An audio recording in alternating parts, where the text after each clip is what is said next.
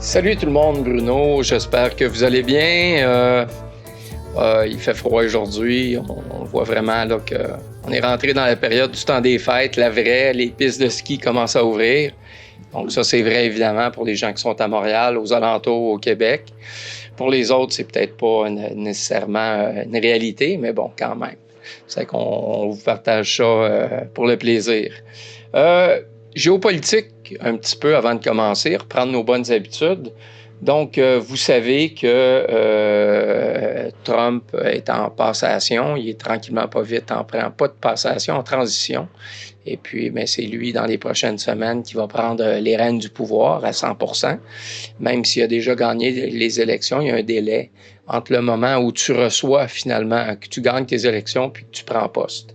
Il a bâti son équipe, comme on a déjà parlé. Et puis, j'ai été critique avec ça en disant que c'est une équipe de bouffons. Je maintiens que ça fait dur et puis que ça fait peur aussi. Puis, il y a un contexte aussi général dans lequel on est qui n'est pas terrible, comme vous le savez. Ça dérape beaucoup, on va en parler aujourd'hui. Mais pour revenir à M. Trump, il y a eu un souper à Mar-a-Lago et puis il a parlé des tarifs. La veille, il avait parlé des tarifs avec le Canada, le Mexique, qui pourraient être, au niveau de nos échanges, 25% plus chers. C'est délirant pour nous, c'est délirant pour eux, parce qu'évidemment, les Américains aussi vont être impactés par ça. Des gros États comme le Texas, qui ont beaucoup de liens avec le Mexique, pourraient être impactés solidement. Et puis, ben, l'économie canadienne, qui est très mal structurée déjà, ben, elle serait sur les genoux, tout simplement. Puis les Américains eux-mêmes, ben, je veux dire, leur redonner le pouvoir d'achat, on serait loin de ça. Ça serait une espèce d'escalade absolue.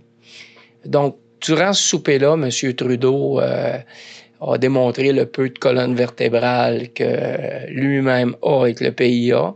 Il s'est retrouvé à la table pour aller voir son ami Donald, essayer de discuter avec lui, faire amende honorable. On sait que Trudeau est mal perçu par Trump pour plusieurs raisons, parce qu'à un moment donné, il a fait faux bond, il l'a critiqué publiquement et en catimini. Et ça n'a jamais passé. Et je pense que Trump va garder des griefs à l'égard de notre beau premier ministre. Et puis, je ne sais pas s'il va faire ou pas ce qu'il a dit, mais chose certaine, c'est que ça pèse lourd présentement dans les débats. Et puis, on a un gouvernement ici qui est complètement affaissé, qui est non fonctionnel. Donc, l'économie canadienne n'est pas en catastrophe en ce moment, mais elle est précaire. On ne peut pas dire que ce qui s'en vient est prometteur. Et puis, on a un niveau d'endettement qui a dépassé finalement toute mesure.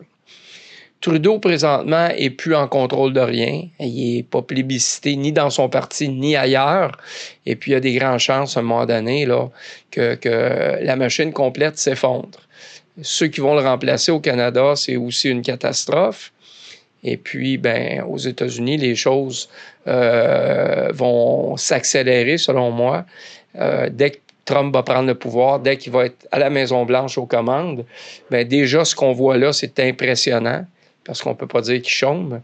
J'ai l'impression que là, à ce moment-là, ça va être encore plus spectaculaire. Donc, par rapport à ce que je disais, ce qui est triste, c'est de voir que Trudeau n'a aucune colonne vertébrale. Il s'est rendu là pour essayer de faire amende honorable. Et puis après, il est sorti du souper, petite photo avec Trump, gros sourire, en nous disant que là, il s'était bien compris et tout et tout. Quand on sait que dans le modus operandi de Donald Trump, c'est de créer de la panique, faire réagir les gens, puis après ça, de continuer à être déstabilisant en disant un peu n'importe quoi. Le fait que Trump ait dit à Trudeau peut-être qu'on allait trouver un terrain d'entente, ça ne veut pas dire qu'il veut en trouver un comme Trudeau l'entend. Ça veut juste dire que pour le moment, c'était la phrase à dire pour satisfaire son interlocuteur, puis éventuellement le reprendre un petit peu à rebrousse-poil. C'est un peu ça qui risque de se produire. Évidemment, en agissant comme ça, avec empressement, Trudeau démontre d'une certaine façon qu'on manque d'identité. Et il montre aussi nos faiblesses sur le plan économique et financier. C'est un révélateur parce que il n'y avait pas à se rendre à Mar-a-Lago aussi rapidement. Mais évidemment, c'est quelqu'un qui aimait être sous les projecteurs. Puis, ce faisant, ben, il pouvait avoir du crédit puis prendre d'autres photos. Il aime beaucoup ça. Il avait pris des belles photos à l'époque en Inde avec toute sa famille, déguisé en Sadhu Bidisha. Puis, là, il a posé avec Trump autour de dignitaires. Donc, il était assis à côté d'Howard Lutnick, entre Lutnick et Trump. C'est un peu comme être à la droite du père.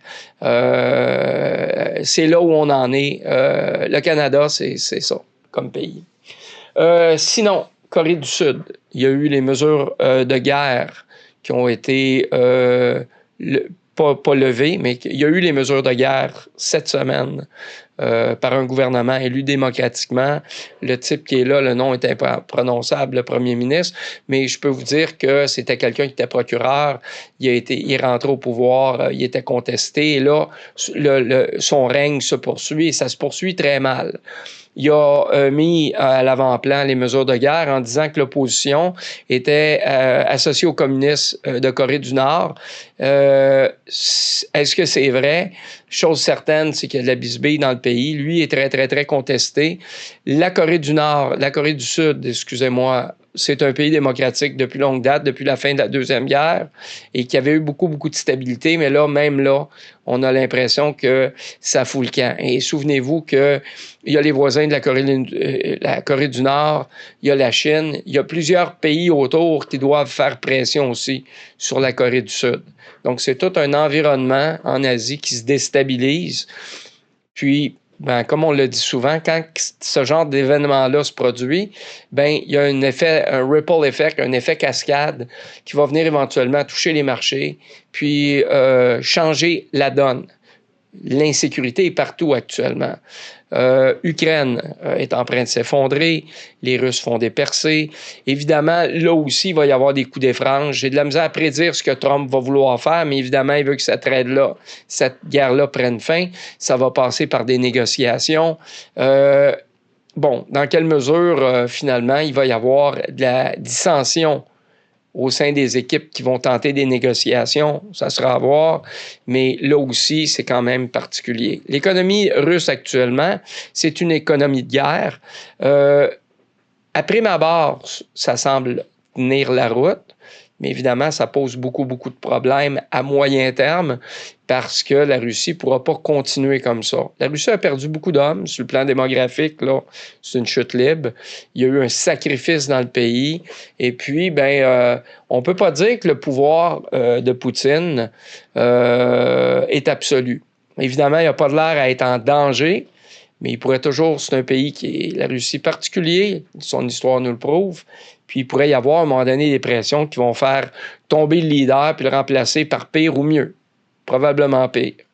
Donc là aussi, on est dans une situation qui affecte l'Europe et l'Asie. Donc on parlait de la Corée, on peut ajouter l'Ukraine et l'Union soviétique. Avec tous les problèmes de la sécurité pour les pays européens qui se posent à moyen et à long terme. On sait déjà que les Européens sont en train de se réarmer. Il y a une nécessité. On comprend bien que les Américains, à travers le temps, ne feront pas ce qu'ils sont supposés de faire. Il y a des fortes chances que Trump se retire, qu'on soit vers une contraction de l'État américain comme jamais auparavant, ou en tout cas depuis belle lurette. Les Européens comprennent qu'ils vont devoir se débrouiller eux-mêmes. Donc, les budgets militaires, évidemment, sont complètement explosés. On met de plus en plus d'argent dans le développement pour les armes. Sinon, en France, parce qu'évidemment, on serait en reste si on ne parlait pas de nos amis français, pour Macron, c'est pas mal la fin de match. Il y a des fortes chances qu'on lui retire finalement la possibilité de leader ou que lui-même se retire. Qu'est-ce qui va se produire? Comment ça va se produire? Je ne le sais pas. Mais il faut regarder ça parce qu'on est sur le bord d'une chute. Et cette chute-là, évidemment, va lancer différents sons de cloche pour des pays frontaliers, mais surtout pour la France, qui vit déjà plusieurs problèmes avec la démographie, avec, évidemment, l'immigration, avec son économie. Il y a beaucoup, beaucoup de choses qui vont devoir... il faut nettoyer les tables tôt ou tard.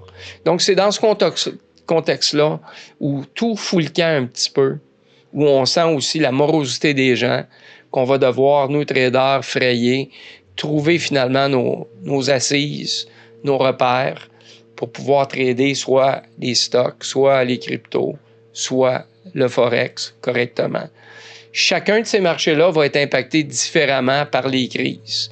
Ça se pourrait, par exemple, que la crypto soit hautement favorisée, comme l'or jadis l'a été, ou comme l'or le sera peut-être cette fois-ci, advenant qu'il y ait des dérapages. Ces dérapages-là, évidemment, on espère qu'ils n'iront pas trop loin. Et puis, il y a aussi des problèmes aux États-Unis, même si le S&P nous montre qu'il y a quand même l'économie américaine a de l'air solide. Il y a un niveau d'endettement, il y a un niveau il y a une pauvreté dans ce pays-là, problème au niveau d'éducation. Donc, dire que ça va bien pour ceux qui en ont déjà plus qu'il en faut, puis ça va pas nécessairement bien pour ceux qui en ont pas plus qu'il faut. Le pouvoir d'achat des Américains s'est effondré, comme le nôtre. Donc, on a la toile, on a un petit peu une espèce de gros panoramique de la situation. Puis, j'espère que vous allez utiliser ces données-là pour approfondir les recherches, puis peut-être ajuster ça en fonction de vos trades. Il n'y a rien de mieux que d'avoir un contexte général, une toile de fond, pour éventuellement prendre nos positions avec des indicateurs ou en tout cas une analyse technique en bonne et due forme.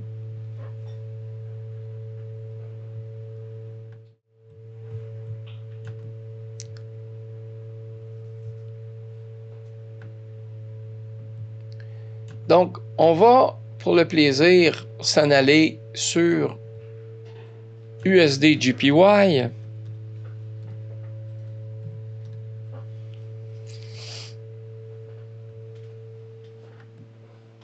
Donc, pour USD/JPY, comme vous le voyez, il y a eu dans les derniers... On est en weekly, ça va être correct pour nos explications. Donc, je vais vous faire des petits dessins parce que c'est bien le fun. OK. Donc, vous voyez qu'on avait atteint un sommet, OK, à 162, 161, 162 cet été. Je prévoyais qu'on irait jusqu'à 165. J'avais fait une erreur. On est venu taper ce niveau-ci. OK. Et puis, là, on est remonté jusqu'à ici. Puis là, on a une autre rétraction. On a l'impression que sur l'espèce de ligne verte que je vous ai dessinée ici déjà, c'est là où on est en train de recréer un nouveau support. Évidemment, on va convertir en daily. On va voir dans quelle mesure ce que je vous dis est vrai. Donc, ça fait déjà plusieurs jours qu'on semble bondir à ce niveau-là. Puis, on a l'impression, en tout cas, moi, c'est l'impression que j'ai, que d'ici, on va... Bon, excusez-moi, là. Il va falloir que je reparamètre mes outils. Donc, à partir d'ici, là, j'ai comme l'impression qu'on pourrait, évidemment, il n'y a rien qui nous empêche de ranger. Il n'y a rien non plus qui nous empêche peut-être de rechuter. Mais je ne crois pas que c'est ce qu'on va faire. Je crois plutôt qu'on va reprogresser. Probablement, on va venir reconcurrencer rapidement l'ancien niveau ici. Puis, ultimement, je crois qu'on va revenir à ce niveau-ci. Le contexte devrait nous être favorable. Même s'il y a certains paramètres économiques qui pourraient nous nuire. Vendredi, c'est le non-farm payroll. Prenez-le en considération. C'est l'annonce la plus importante. Donc, ne manquez pas le bateau. C'est certain que l'emploi va nous donner le ton pour les prochains jours. Pas pour les prochaines semaines nécessairement, mais du moins pour les prochains jours. Donc, il faut quand même faire attention. Globalement, on est plus haussier que baissier sur ce marché-là, de mon point de vue. Et toute cette zone-là, OK, donc tout ça à partir d'ici jusqu'à ici, c'est la zone dans laquelle mes trades pourraient se faire. Évidemment, je trade présentement aussi, même si on est en range. J'ai une position d'ailleurs sur USD/JPY. Si on regarde en 15 minutes, on va voir, il y a eu un gap tout à l'heure. En tout cas, un gap avec mon broker. Et puis, j'avais une intention là pour ma trade, quelque chose d'à peu près comme ça, là. Donc, j'ai une trade qui est prise en ce moment sur Axie Trading. Je vous partage toujours pas Axie Trading parce que c'est sur un autre ordinateur et j'ai pas downloadé sur celle-ci la plateforme et tout. Je vais essayer de faire ça prochainement parce que je trade un PAM, j'ai un très bon niveau de réussite et j'aimerais ça le partager avec vous. Vous allez pouvoir voir mes bons coups, mes mauvais coups. Je ne vais pas tout montrer dans ce compte-là parce que, évidemment, il y a comme un non-disclosure. Je suis avec des gens là-dessus. Et puis, mais je peux quand même partager quelques trades avec vous sans rentrer dans tous les détails. Donc ça me fera plaisir. Donc pour l'USD JPY, je crois que ça peut remonter. Mais attention, parce que si on met le Fibonacci à partir du Lowest Low qu'on a atteint récemment et l'ISI où on était, ben on est venu frôler les 50%. Je ne crois pas qu'on redescende en bas de ça, ce niveau-là. Là, on travaille fort quand même à ce niveau-là. On a restructuré. S'il y a moindrement quelque chose de positif sur le marché, bien, on va poursuivre vers la hausse. L'or, actuellement, est souvent corrélé avec le USD. Ce n'est pas tout le temps le cas, mais si vous regardez l'or de ce temps-ci, d'habitude, la réaction d'un et de l'autre n'est pas la même. Donc, si on met XAU,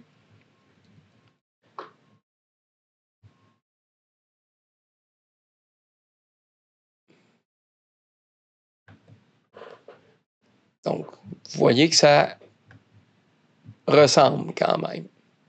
Si on regarde là en daily, vous allez voir, il y a eu des similitudes. C'est-à-dire qu'on avait atteint un niveau clé.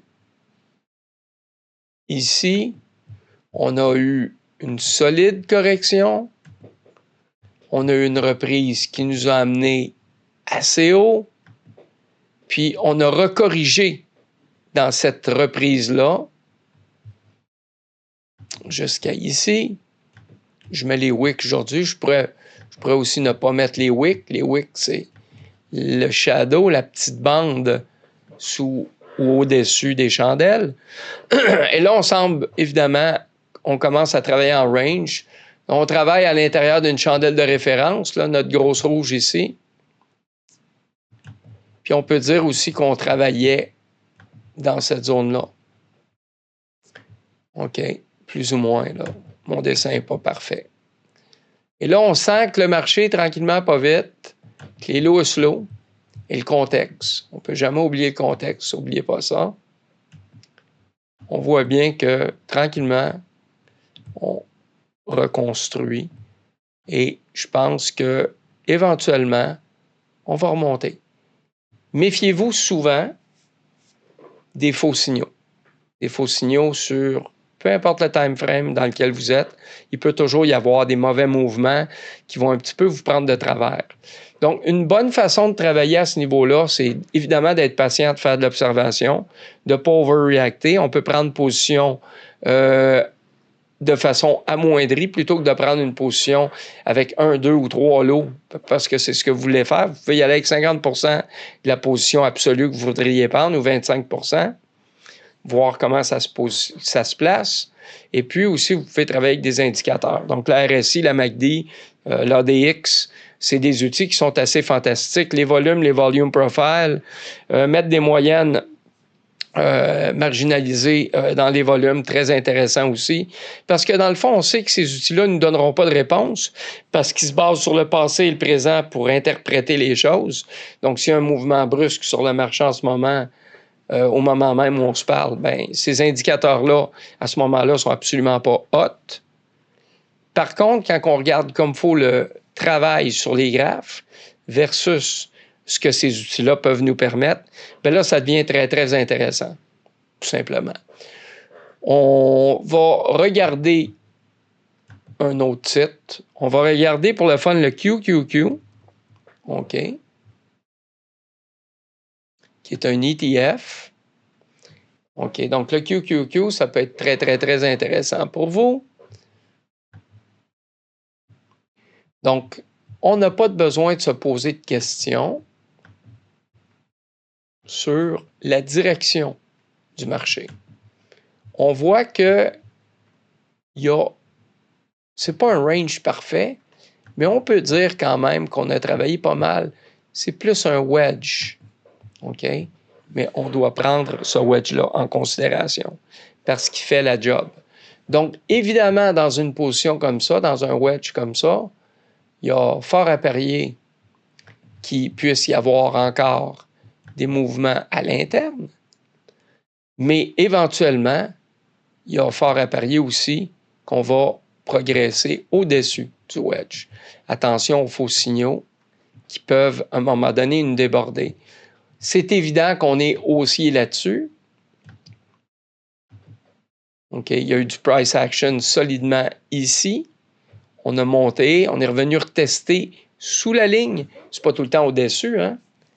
On a constitué finalement de la valeur.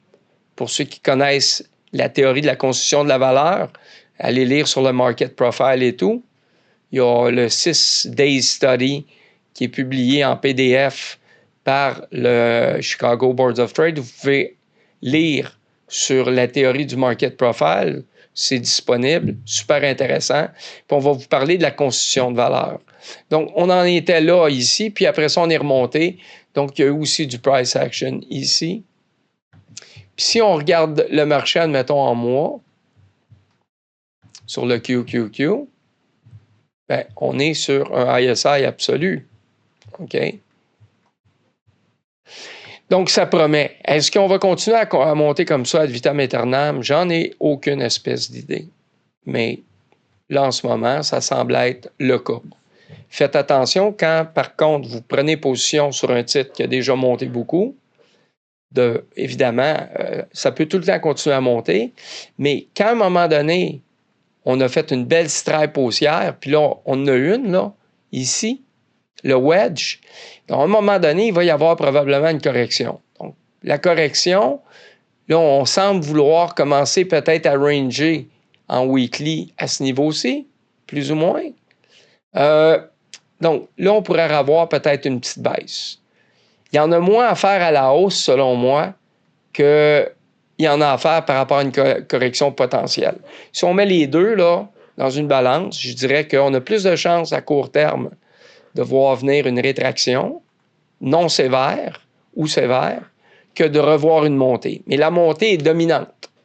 Donc oui, on va monter, mais là, je considère qu'on a déjà fait tout ça. On a déjà fait tout ça. Comme auparavant, on avait fait tout ça. Là, je serais intéressé de mesurer ces phases-là ici. Mesurer les phases des cycles pour essayer d'évaluer peut-être leur durée de temps. On pourrait aller même derrière puis faire la même chose. Donc, essayez tout le temps de circonscrire l'information. Non pas parce qu'elle vous donne une réponse, mais qu'à partir de ça, vous êtes capable de mieux vous paramétrer, de mieux penser une stratégie. On a fait le tour de la question. C'est mercredi aujourd'hui. Je vous souhaite une excellente journée de trading. S'il y a des questions sur vos trades, sur les stocks, les cryptos ou quoi que ce soit, vous pouvez communiquer avec nous, vous pouvez même nous visiter, mais il faut communiquer d'abord. Donc, présentez-vous pas ici avec l'intention de venir prendre un café avec moi. Il y a des fortes chances que vous arriviez et que je ne sois pas là. Il y a une équipe ici, mais moi, je ne serai pas là. Donc, appelez avant. C'est la meilleure façon de s'assurer qu'on va avoir du temps à prendre avec vous. Pour les commentaires, les questions, allez-y fort. Plus il y en a, plus ça nous fait plaisir. Passez une belle journée. Merci d'être avec nous pour nos analyses hebdomadaires sur YouTube. Si vous aimez le contenu, faites-nous un thumbs up. Parlez-en à vos amis. On est aussi présentement sur Discord, c'est gratuit et on offre des analyses beaucoup plus poussées. On espère de vous revoir.